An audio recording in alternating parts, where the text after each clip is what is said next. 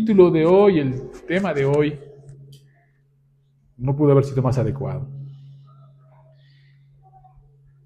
Y se presenta como un tema fuerte, lo que vamos a estudiar el día de hoy.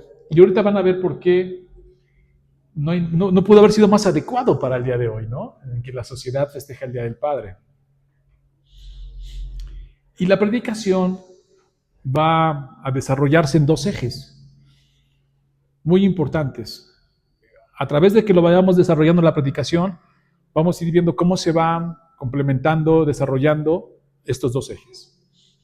El primer eje en el que vamos a construir el sermón de esta mañana es las consecuencias de lo que es amar a alguien más que a Dios. Las consecuencias negativas de amar a algo, a alguien creado, más que a Dios mismo.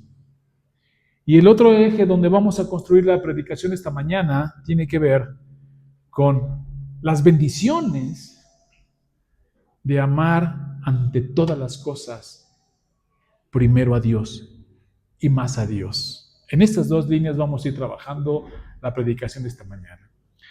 Permítame orar porque el tema es fuerte y que el Señor me dé sabiduría para expresarlo fielmente. Oremos. Señor, gracias por este tiempo. Me pongo en tus benditas manos para poder predicar tu palabra santa, Señor. Úsame como herramienta de gracia a mis hermanos, que pueda ser de bendición esta predicación como lo ha sido en mi vida. En tus manos me pongo y pongo a mis hermanos de la congregación. En el nombre de Cristo Jesús. Amén. Muy bien. Vamos a la porción de la Escritura, que es Mateo capítulo 10, versículo 34 al 39. Recuerden que todo esto está dentro de un contexto. No podemos arrancar del contexto lo que vamos a leer el día de hoy y lo que vamos a enseñar el día de hoy, sino dentro de ese mismo contexto. Y dice así la palabra de Dios. No penséis que he venido para traer paz a la tierra. No he venido para traer paz, dice Jesús, sino espada. Porque he venido para poner en disensión al hombre contra su padre, a la hija contra su madre y a la nuera contra su suegra. Y los enemigos del hombre serán los de su casa. El que ama a padre o madre más que a mí, no es digno de mí. El que ama a hijo o hija más que a mí, no es digno de mí. Y el que no toma su cruz y sigue en pos de mí, no es digno de mí. El que haya su vida la perderá, y el que pierde su vida por causa de mí, la hallará. Fuerte, ¿no? Muy bien. Recuerden que lo que está haciendo Jesús aquí es está preparando a sus discípulos. Los está preparando para ir y predicar el Evangelio y extender el reino de Dios. Y esa preparación viene, primero les dice, los escoge, les da autoridad, les da instrucciones, pero los prepara y les dice van a recibir rechazo, van a recibir divisiones, van a recibir golpes, van a recibir de todo. Por un lado van a hacer grandes cosas, pero por otro lado la gente los va a rechazar, los va preparando. Y versículos antes les había dicho que incluso en su propia casa se levantarán contra ellos. Y luego les habla de que no tengan miedo y les pone un punto bien fuerte. No le tengan miedo a los hombres, tenganle miedo a Dios. Al argumento tras argumento Jesús prepara a sus discípulos. No les vende un evangelio light, no les vende un evangelio donde todos caben, no les vende un evangelio de prosperidad donde todo les va a ir bien. Les vende el verdadero evangelio, les dice esto es lo que hay por seguirme a mí. Y llega a este punto muy interesante. Así que vamos a empezar planteándonos la pregunta. ¿Por qué Jesús causa división?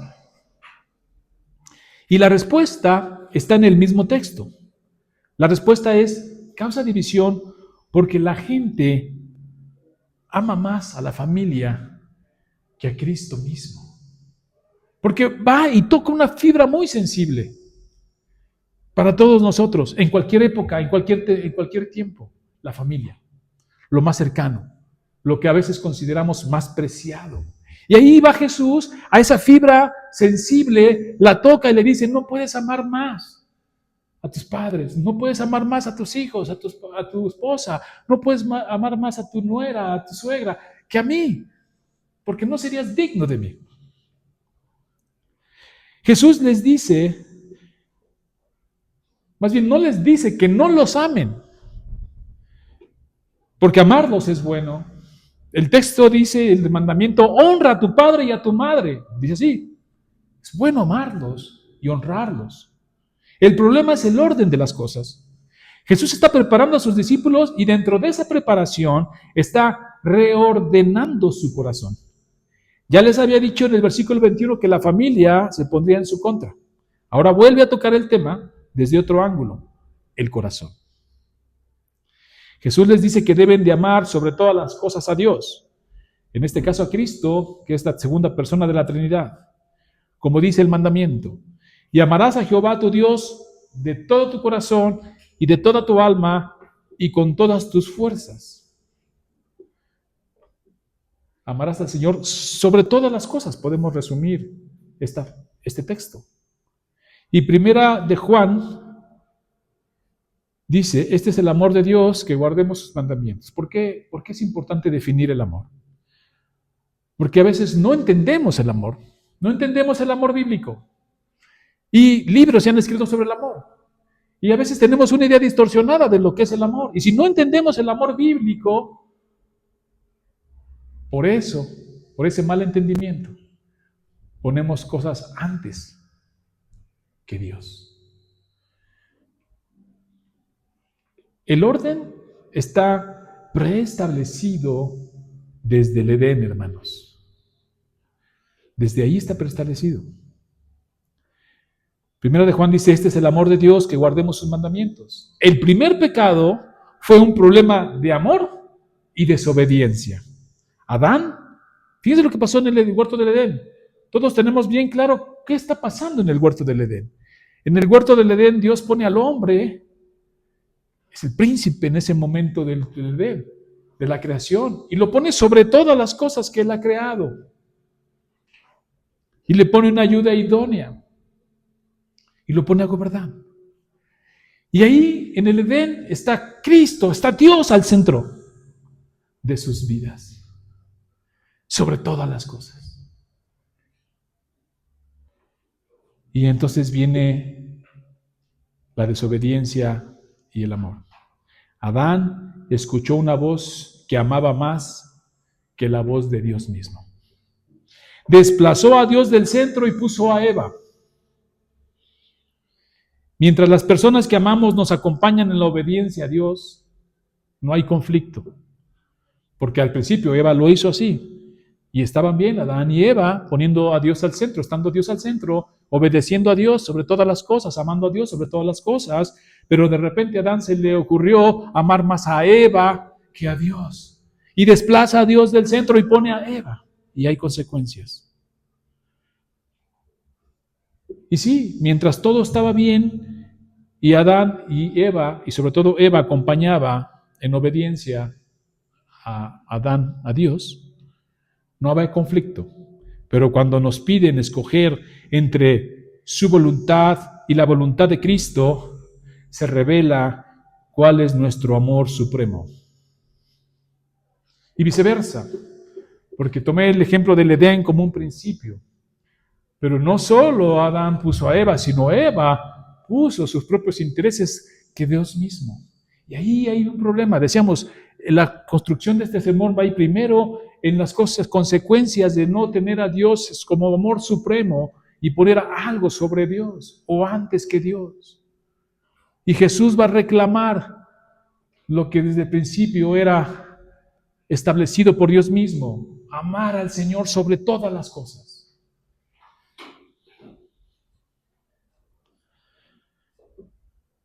Jesús toca una fibra muy sensible para quien sea. La familia, y fíjense qué importante, la prueba en medio de ella. A veces pensamos que la lucha y la prueba de fe vendrá de alguien lejano, de un enemigo externo. Y a veces la lucha más difícil se da en la familia misma, con las personas más cercanas. Hemos escuchado muchas veces, por lo menos yo, decir esto de muchas personas. Lo que más amo en este mundo es a mis hijos. ¿Lo han escuchado? Eso es un error de lealtad a Dios. Porque lo que más debemos amar en este mundo, sobre todas las cosas, con todo nuestro corazón, con todas nuestras fuerzas, con todo lo que somos nuestro ser, es a Dios. Pero cuando entra el pecado, distorsiona nuestros afectos y empezamos a cambiar las cosas y el orden. Y Jesús va a reclamar ese lugar. Jesús nos está enseñando a amar menos a nuestra familia, está enseñando a amar más a Dios, que ningún otro amor pueda competir con Él. Esa es una de las primeras consecuencias que hay cuando en la distorsión por el pecado, cambiar el orden. Pero hay una parte gloriosa en todo este asunto y lo voy a ir sopesando en una balanza. Cuando Cristo ocupa el primer lugar, entonces, fíjense bien qué importante es esto, hermanos. Entonces podemos amar correctamente a nuestros padres, a nuestros cónyuges y a nuestros hijos. Porque cualquiera que escuche de parte del sermón, alguien que no es cristiano, que no está acostumbrado a escuchar la escritura fiel, y escucha que tienes que amar a Dios sobre tú como esposo que no eres cristiano, imagínate que escucharas eso. No, ya no vayas a la iglesia, ¿no? ¿Qué te enseñan ahí? Si tú prácticamente tienes que estar a mis pies. Pero la bendición, hermanos, la bendición que hay de poner a Dios en primer lugar sobre todas las cosas. Cuando una persona pone a su familia en lugar que solo le corresponde a Dios, termina cargando a su familia con un peso que no puede soportar. Espera de su cónyuge, de sus hijos o de sus padres, lo que únicamente Dios puede dar.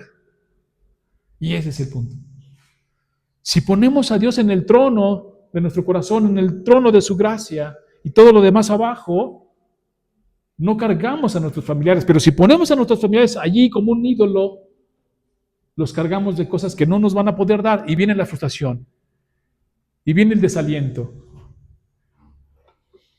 Pero cuando Cristo ocupa el primer lugar, uno, amo a mi cónyuge, pero no lo idolatro y evito la celotipia, los celos.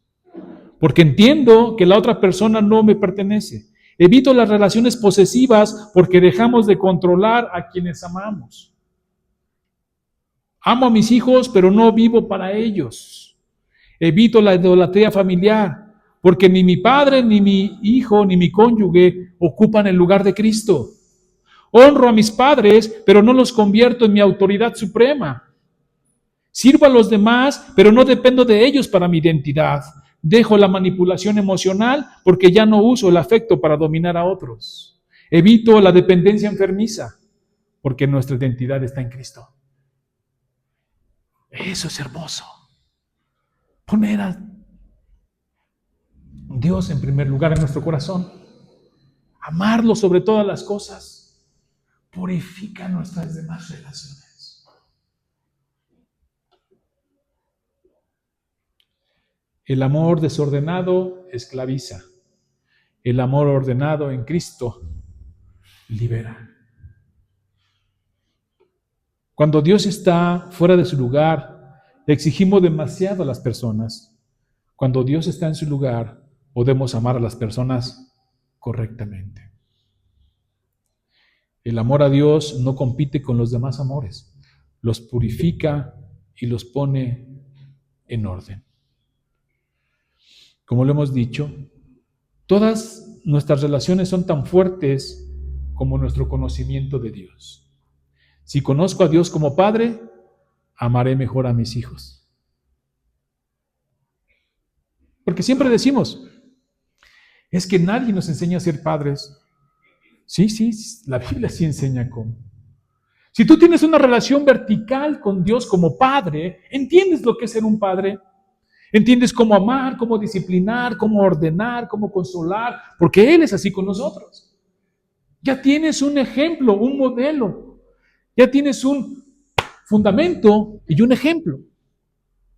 La relación del Padre hacia nosotros. Y lo único que tienes que hacer es, como lo cantábamos hoy, moldéame a tu imagen, quiero ser como tú. Quiero ser el Padre que tú eres para mí.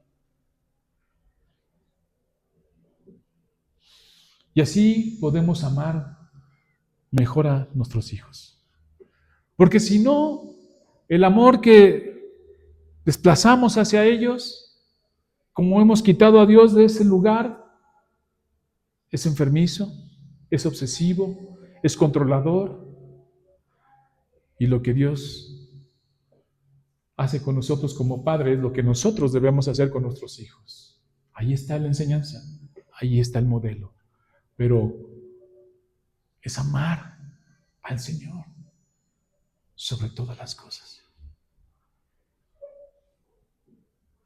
Cuando estamos educando a nuestros hijos, que ame a su padre, que respete a su madre, que ame a su madre, que respete a su padre, cuando estamos enseñándoles eso, ¿el modelo cuál es? ¿Cómo amo yo al mío? Pero no, sí, claro, el terrenal, por supuesto, ahí está como una imagen, pero es sobre cómo amo a Dios sobre todas las cosas. Si conozco a Dios como Señor, seré un mejor esposo, porque Él regula mis emociones.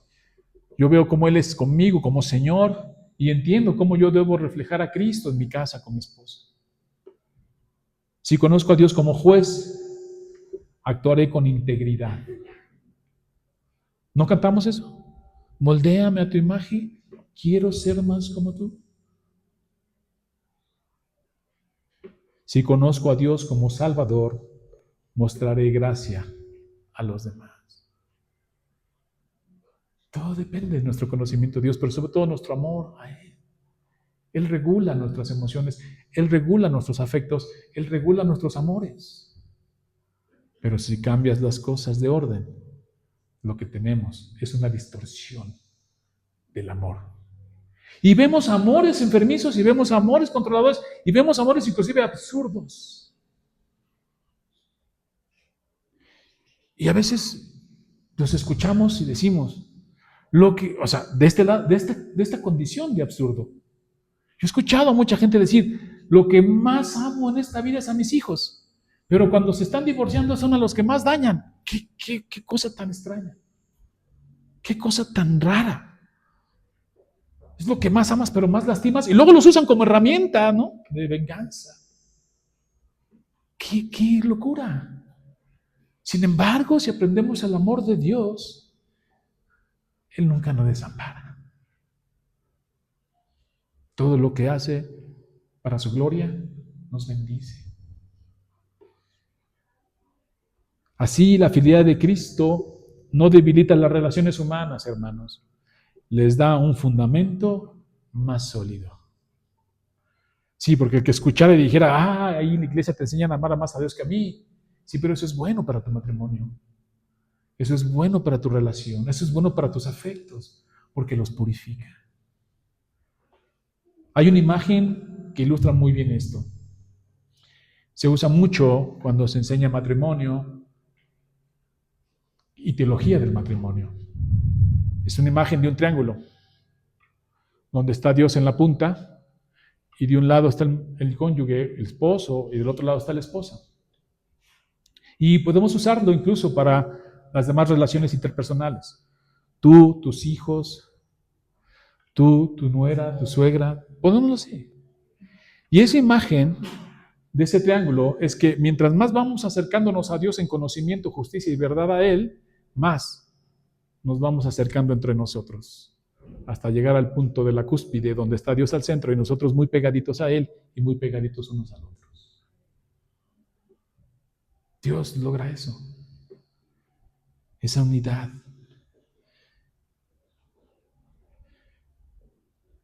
El matrimonio no se fortalece principalmente cuando los cónyuges se obsesionan el uno con el otro, sino cuando ambos crecen en su conocimiento, temor reverente, amor y obediencia a Dios. Como ya dijimos, el problema de fondo es que el hombre ha desplazado del centro a Cristo y ha puesto lo creado en el trono.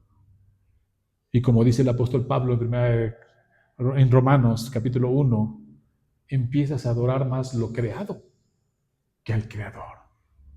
Sí, porque cuando leemos ese texto me imaginamos a los aztecas, a los olmecas con sus serpientes adorando cosas, pero no, la queja es que no glorificaron a Dios como debería ser glorificado, no amaron a Dios como debería ser amado y empezaron a amar más lo creado que a Dios. Y ahí pregúntate, ¿qué amas más que a Dios? Porque entonces Romanos 1 te encaja bien.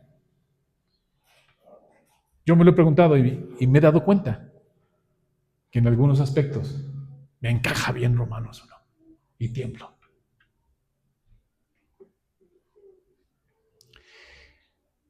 ¿Qué he puesto yo en primer lugar antes que Dios? ¿Qué relación amorosa, qué afecto he puesto allí? Y me doy cuenta que a veces sin pensarlo o justificándolo, he desplazado a Cristo. Y soy llamado a cuentas. Él debe ocupar el trono de mi corazón. Y así vemos relaciones que desplazan a Cristo, ponen a su familia, ponen a su cónyuge, ponen a su esposo, ponen a su esposa, ponen a sus padres. Y este es un verdadero problema. A veces la gente, como pastor, nos toca cuando ministrar, y no solo el pastor, a muchos nos toca ministrar, algunos tienen el don de consejería, y llegan y te preguntan, pastor, tengo un problema de celos, pastor, tengo un problema de control, pastor, tengo un problema de inseguridad, pastor, con mi esposo, con mi esposa, con mis hijos. Y luego la respuesta a esa necesidad les parece insuficiente, pero es lo más sabio. Has desplazado a Cristo del centro, de su trono, y has puesto a esa persona en su lugar. Y por eso tienes celos, y por eso tienes relaciones tóxicas, y por eso tienes relaciones de mucho control, porque has desplazado a Cristo de su lugar. Y te acabo de ahorrar meses de terapia, tratando de encontrar el porqué. Jesús lo dice claramente, no puedes amar más a alguien que a mí, que a Dios mismo, porque eso daña todo lo demás. El fin principal del hombre es darle la gloria a Dios y gozarnos de Él, dice el Catecismo Menor Westminster, citando las Escrituras. Y el pecado desordenó nuestros afectos. La espada que habla el texto no viene a traer paz sino espada. La espada no crea el problema, hermanos, lo expone. Si una persona que no es cristiana escucha esto, diría que es locura, ¿no? Dice Pablo en 1 Corintios 1, 18 al 24. Porque la palabra de la cruz es locura a los que se pierden, pero a los que se salvan, esto es, a nosotros, es poder de Dios. Pues escrito está, destruiré la sabiduría de los sabios y desecharé el entendimiento de los entendidos. ¿Dónde está el sabio? ¿Dónde está el escriba? ¿Dónde está el disputador de este siglo? ¿No ha enloquecido Dios la sabiduría del mundo? Pues ya que la sabiduría de Dios, en la sabiduría de Dios, el mundo no conoció a Dios mediante la sabiduría. Agradó a Dios salvar a los creyentes por la locura de la predicación. Porque los judíos piden señales y los griegos buscan sabiduría. Pero nosotros predicamos a Cristo crucificado. Para los judíos ciertamente es tropezadero. Y para los gentiles, locura. Locura. Mas para los llamados, así judíos como griegos, Cristo es poder de Dios y sabiduría de Dios. Sí, escuchamos este tipo de lecturas en la Biblia. Alguien que no es cristiano va a decir, están locos. ¡Qué locura! Tú lo que necesitas es amarte a ti mismo primero. Porque en tu relación obsesiva, en tu relación controladora, en tu relación de celos, lo que necesitas es quererte tantito, te dicen. Pero ese no es el problema bíblico, porque la Biblia dice que nos queremos mucho a nosotros mismos. ¿No dice así?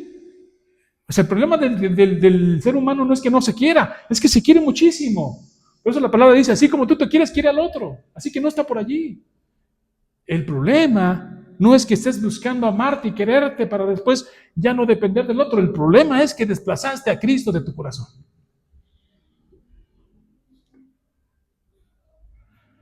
Y esto es locura, dice Pablo. Es locura para el gentil, el que no tiene conocimiento. No lo entiende. Le sobrepasa. Para quienes no han sido transformados por Dios, poner a Cristo por encima de la familia, la reputación o incluso la propia vida parece locura. Pero desde la perspectiva del reino, es precisamente el orden correcto de los afectos lo que el mundo considera insensato. Los discípulos lo entienden con fidelidad y con sabiduría de Dios. Por eso la división aparece cuando Jesús reclama el lugar que legítimamente le corresponde. Él está ordenando los afectos de sus discípulos antes de enviarlos al mundo. Esa preparación del corazón es tan importante como la preparación para la persecución. Porque ya les había dicho, los van a perseguir, los van a lastimar, y muchos perdieron la vida cruentamente. Y a lo mejor tú estás preparado, a lo mejor un día en la mañana te levantas y dices, voy a morir por ti, Señor, y sales a la calle y te confrontas con el rechazo, con el aislamiento, con el reclamo, con la burla, pero regresas a tu casa y esperas tener un poco de paz y tranquilidad y encuentras en tu casa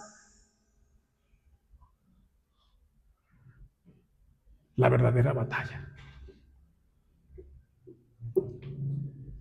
Y Jesús lo sabe y los prepara y les dice, solamente no los pongas primero, ponme a mí primero y después a ellos. Y entonces vas a entender, y entonces vas a discernir, y entonces vas a encontrar consolación. Pero si los pones al revés, encontramos frustración, enojo, odio, raíces de amargura. Y uno se está preguntando el por qué.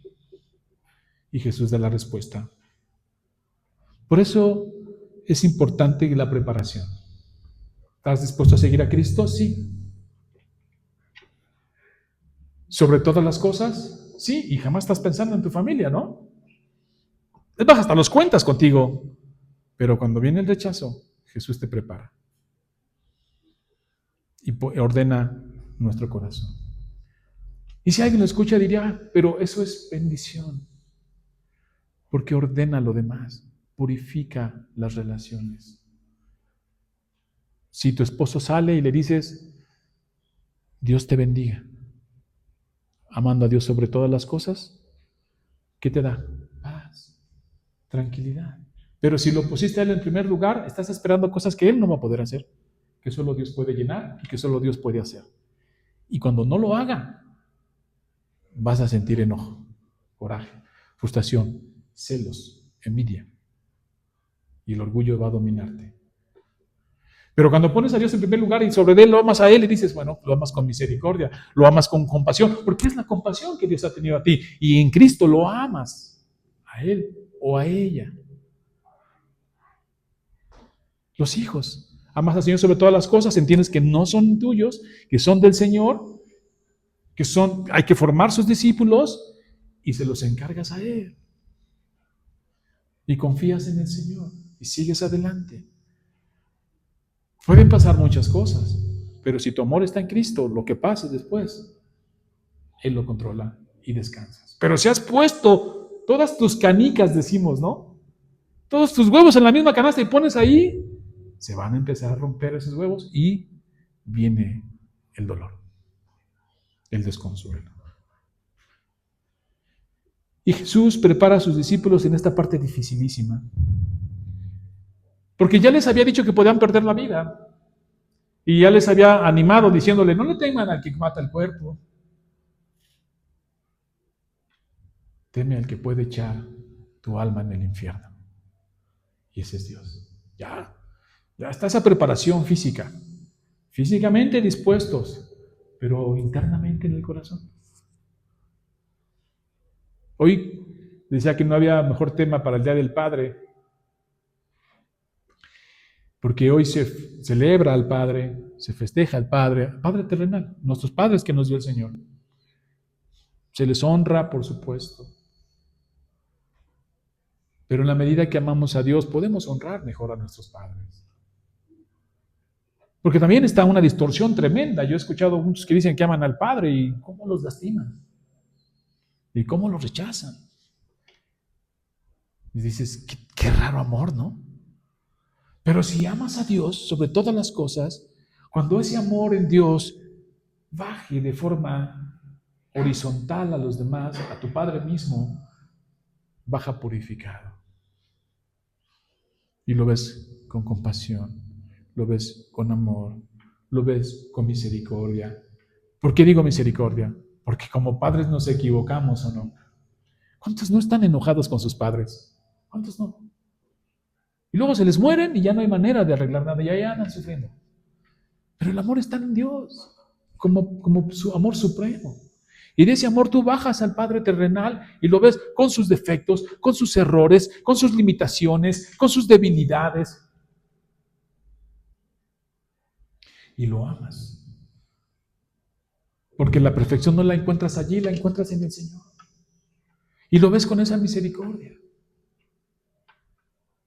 Caray, ya se volvió a equivocar el viejo.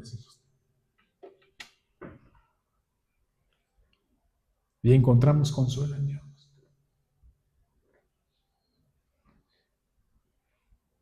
Piénsalo. Muchos crecieron sin un padre terrenal. Muchos crecieron con un padre terrenal, pero un desobligado. Muchos crecieron con padres, muy buenos padres, y ya se les murieron. Y hay quienes no pueden superar eso porque han puesto mal el amor supremo en su corazón. Ama a Dios sobre todas las cosas. Y esto que va a pasar y que va a doler, Dios lo va a limpiar. Dios lo va a consolar. Dios lo va a purificar. ¿Por qué? Imagina que tienes un padre, te maltrató, a lo mejor te abandonó, a lo mejor fue desviado y se fue.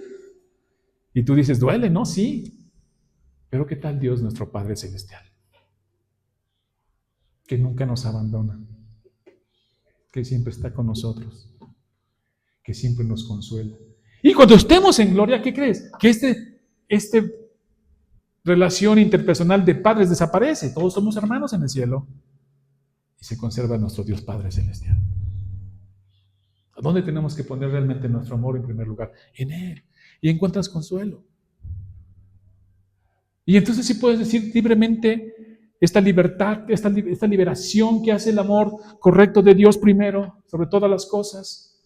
Cuando alguien te lastimó como padre o falló como padre, aunque no lo quisiera, ¿qué dices? Tengo a mi Padre Celestial,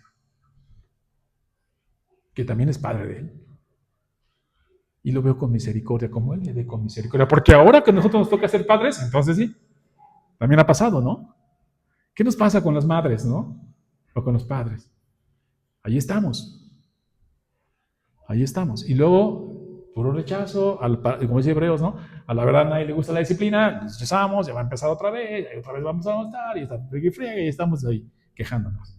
Y ya cuando nos toca ser padres decimos, ¿cuánta razón tenías? Y ahora los papeles se cambian.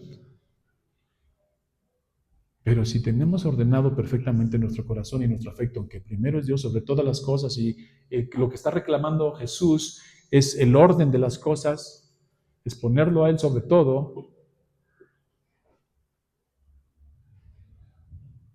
purifica las relaciones, las limpia, incluso las que ya han sido, y todo el dolor que has sufrido, también lo purifica. Porque ese es el Padre Supremo, es nuestro Señor y Salvador. Dios en tres personas.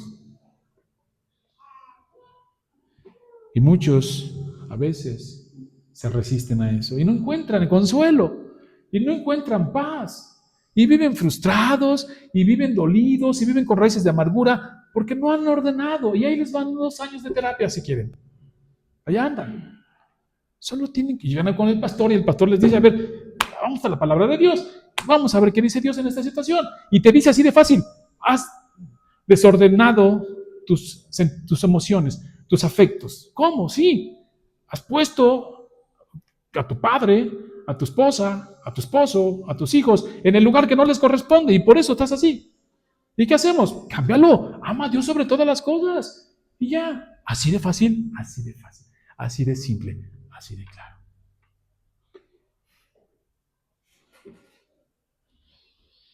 Y cuando hacemos eso, nos empezamos a dar cuenta que sí lo hicimos, que mal hicimos y las consecuencias de que lo hicimos, las consecuencias de lo que lo hicimos. Y así Jesús dice, el que ama más a padre o a madre más que a mí, no es digno de mí. El que ama a hijo o hija más que a mí, no es digno de mí. Y el que no toma su cruz y sigue en pos de mí, no es digno de mí. Hemos escuchado esta frase en otros contextos en los que Jesús lo dice. Recuerden, el significado, palabra, frase o oración, depende del contexto. Jesús dice, toma tu cruz. En este contexto, ¿qué te está diciendo? En este contexto, ¿por qué Jesús usa la cruz? ¿Qué significaba la cruz? Morir. Morir. Cuando le dice, toma tu cruz y sigue, me está diciendo, está dispuesto a morir. Aquí, en este contexto, ¿qué está diciendo? Que estés dispuesto a morir a esa estructura mundana, ideológica, que no tiene nada que ver con el reino de Dios y su justicia. Muere a eso. ¿Pero por qué se vuelve una cruz? Porque no queremos. Hemos sido moldeados por la sociedad, hemos sido moldeados por nuestros afectos, hemos sido moldeados por nuestros deseos, nuestras vanidades, nuestros orgullos. Y dice Jesús, toma esa cruz y rompe con eso, muere con eso. Muere con todos esos modelos y prototipos que la sociedad te vende y que te has comprado y que están encarnados en ti y va a doler. Pero trae bendición, trae sanación. Toma tu cruz, dice. Ya, quítate de amar a alguien antes que yo, dice Jesús. Sígueme, pero para seguirme me vas a poner en tu primer lugar en tu corazón. Como dice el mandamiento, sobre todas las cosas, con toda tu fuerza, con todo tu corazón, con toda tu mente, con todo, me vas a poner allí. Esa es tu cruz. Dice, no, bueno, no debería ser una cruz, pero lo es. Porque cuesta trabajo. Solamente necesitamos echarle un ojito a la sociedad, a nuestras propias relaciones, a nuestros propios conflictos conyugales, a nuestros propios conflictos con la familia, con los hijos, con los padres. Échale un ojito y vas a dar cuenta cómo ya estás desordenado. Sigue a Jesús, ponlo en primer lugar, toma tu cruz y lo que cueste. ¿Por qué? Porque va a costar. Va a costar. Y a veces vemos matrimonios, porque pasa mucho, hermanos, ¿no? Esto es algo que pasa todo el tiempo en todos lados, en muchas iglesias. Es parte de que vemos mujeres acercándose al Señor, donde el esposo les prohíbe ir a la iglesia, y entran en una crisis fuertísima, y empiezan a tener sus lealtades, y se empiezan a dar cuenta de que su amor supremo no es Dios. Y hablando de los esposos, pero ¿qué tal los hijos? Cuando decimos, no, a mi hijo no, a mi hija, a mis hijos ni me los toques, ¿no? No dice así. Y el amor a Dios, y el amor supremo de Dios en tu corazón, ya no lo está ahí, ya están tus hijos. Y ya no te importa Dios, y haces un lado la escritura, y haces un lado todo, porque tus hijos son tus hijos. Ni una sola crítica, ni una sola autocrítica sobre eso. No, ¿cómo crees? Y Jesús dice, así no puedes seguirme. Porque en el momento que se trate de tus hijos, ¿qué va a pasar? Ya no. Ya no. Así no. Todo iba muy bien. Éramos cristianos hasta que se metieron con mis hijos. Y el Señor. Al rico le pasó. Al joven rico, ¿qué le pasó? Puso sus bienes antes que el Señor. Y él dice que no. He cumplido toda la... No, lo dijo. He cumplido la ley. ¿Qué falta para que yo sea salvo? Jesús sabía que no y le dijo, muy bien, qué bueno. Qué bueno que lo dices. Vende todo lo que tienes y sígueme. En ese contexto podríamos decir, como Jesús lo usa aquí, toma tu cruz y sígueme. ¿Por qué su cruz? Porque le iba a doler dejar todos sus bienes. Era muy rico. Era una cruz para él y había que tomarla. ¿Qué hizo el rico? No lo hizo. Dicen que se fue triste. Jesús va a preparar a sus discípulos y nosotros somos sus discípulos para ordenar nuestros sentimientos y que realmente esté en primer lugar el Señor sobre todas las cosas. Eso es tomar la cruz. Seguir en pos de Cristo, seguir en pos de mí, dice el Señor, porque si no, no es digno. Si no tienes tu corazón con dos lealtades, no tienes un limpio corazón, porque dice, bienaventurados los de limpio corazón, porque de ellos es el reino de los cielos. No lo tienes, está partido. Por un lado está Cristo y en otro lado están todos los afectos, ¿no? Ponle a quien quieras, o lo que quieras.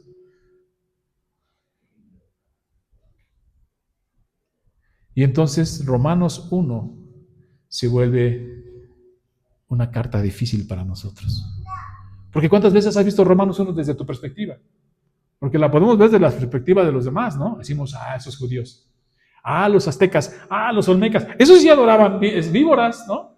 Esos sí, serpientes, pájaros, eso sí, Romanos 1 es para ellos.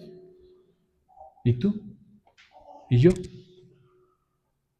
Piénsalo, hermano, toma tu cruz y luego vuelve otra vez a Jesús a poner el dedo en lo más sensible, no solo la familia, sino va a decir, y te puede costar la vida. Dice, el que haya su vida, la perderá, y el que pierde su vida por causa de mí, la hallará.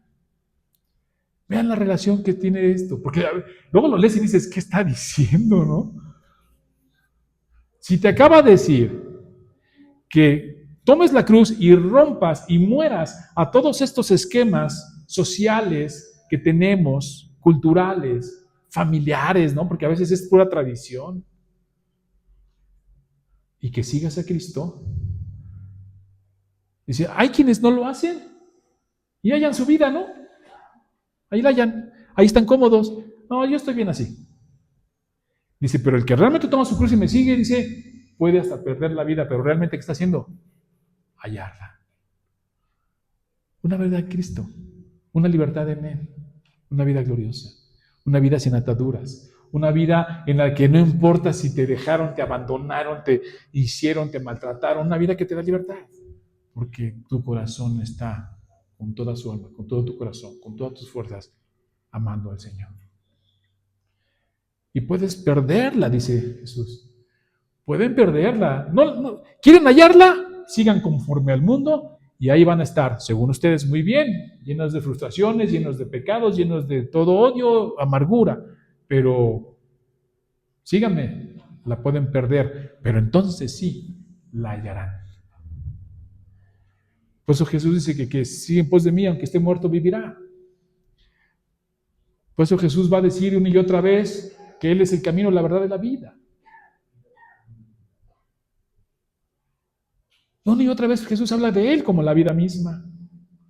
Pero no quieres perder tu vida, dice. No quieres tomar la cruz.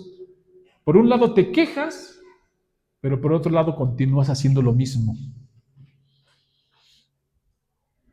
Pones en primer lugar otras cosas que no son el Señor.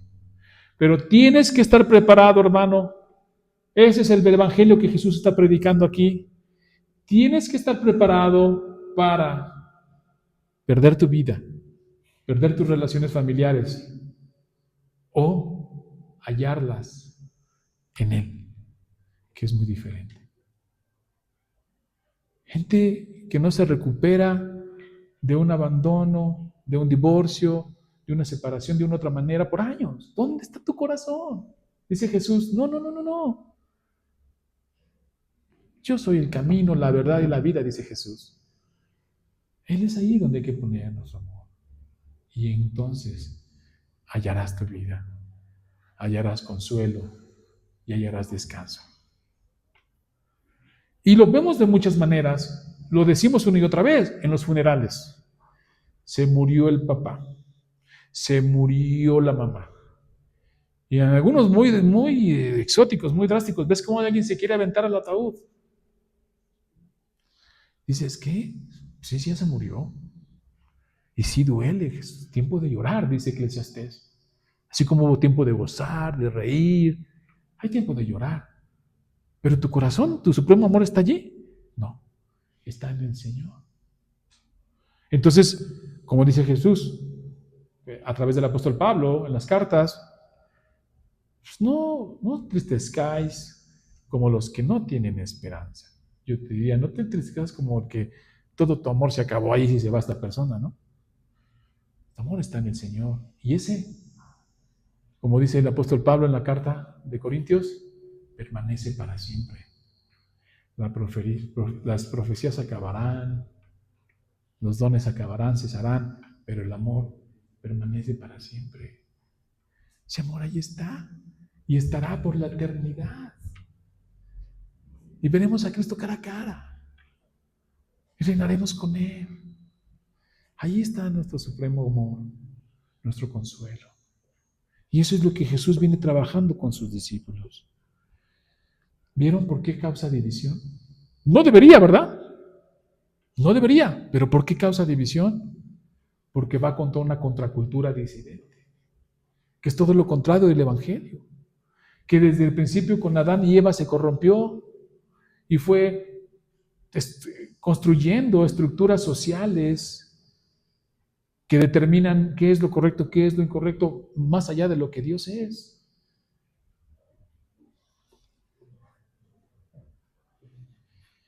Y esto lo puedes aplicar en todos los ámbitos de tu vida, en todos, hermanos, en todos. Y vemos expresiones a veces que dicen, ay, nomás en esto y me muero, ¿no? ¿Te mueres de verdad? Ah, es una expresión. Pues parece que no, lo llevas más allá de una expresión, parece que si te mueres, si te quitan algo, si te quitan dinero, ya estás llorando, si te quitan esto, ya estás llorando. ¿Dónde está tu corazón? ¿Dónde está tu tesoro? Está tu corazón. Es lo que está diciendo Jesús en y otra vez. Aquí lo dice de una forma drástica, ¿eh? Ahora yo te pregunto, hermano, ¿estás dispuesto a vivir, a morir por Cristo? ¿Estás dispuesto a quitar todo lo que has puesto y has desplazado a Cristo del centro, ponerlo a Él, descansar en Él, amarlo a Él? Porque en la medida que lo hagas, ¿sabes? Encontrarás descanso, encontrarás consuelo. ¿Sí? Y a lo mejor hasta te pueden criticar, ¿no? Y decir, mira, anda como si nada. No como si nada. El Señor me ha restaurado. El Señor me ha sanado. No es como si nada, ¿no? Me pasó un camión de 3,5 toneladas que se llama Espíritu Santo y me ha transformado. Y me ha moldeado a su imagen, como le canté el domingo, de gloria en gloria. Y ese de gloria en gloria a veces decimos, pues a lo mejor piensas que es como un paseo en el parque. Ese de gloria en gloria a veces dice, quebrántame, transfórmame, moldéame, rompe con esos esquemas en mi mente, con esas idolatrías, con esos dioses ajenos delante de ti que he puesto una y otra vez. Sí, y hago la crítica más fuerte, inclusive el domingo. Me puse un ídolo el domingo, Señor, el domingo tu día. El día que tú destinaste para glorificarte. Y puse un ídolo allí, luego estoy tratando de entender qué está funcionando mal. ¿Vieron? Jesús en una frase muy sencilla. El que ama más padre, madre, hijos, no era. Me encanta cuando dice hija, madres, digo, suegra. He ponido disensión al hombre contra su padre, a la hija contra su madre y a la nuera contra su madre. Me encanta, me detengo siempre un ratito allá a pensar, ¿no? La nuera contra la suegra. Que algunos dirán, pues no es necesario para Jesús que traigas espada y ya ahí, ¿no? Porque a veces, incluso, podemos poner en primer lugar eso. ¿Sí? Hermano, yo te invito a que hoy, que es Día del Padre, que celebramos, ¿no? De alguna manera, se puede decir que como nación, como sociedad, a los padres que Dios nos dio, son padres temporales, sí hay que honrarlos, llama a hacerlo, no dice que los amemos menos, no dice eso, es más, ámalos más, hónralos, pero nunca cometas el error de ponerlos en el lugar que le corresponde a Cristo. Nunca.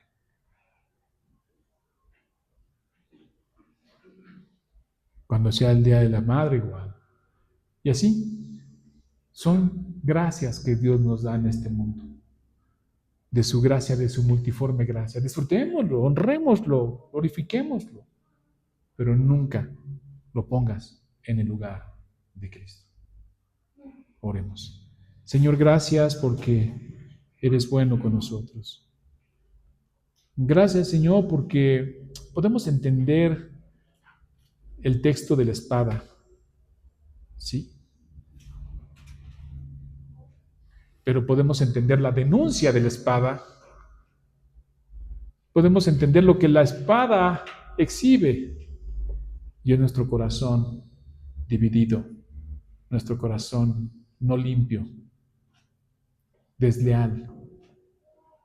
Pero Señor, te pedimos que tu misericordia nos ayudes a ponerte siempre en primer lugar sobre todas las cosas, amarte sobre todas las cosas, porque eso garantiza que amaremos a los demás limpiamente. Tú purificas, Señor, nuestro amor para que lo traslademos horizontalmente a los demás. Pero sin ti lo único que encontramos es distorsión, pecado, frustración, posesión, celos. En tus manos estamos, somos débiles, Señor, te necesitamos. Si hay algún hermano aquí que ha sido lastimado, ofendido, abandonado, guarda su corazón y céntralo en ti, Señor, para que pueda encontrar consuelo. Guárdanos a todos, Señor, de ofenderte, de no honrarte y desplazarte, Señor, guárdanos. Permite que tú siempre seas el centro de nuestra vida, porque solo tú eres digno de toda la gloria, no de la gloria, de todo el poder, por los siglos de los siglos.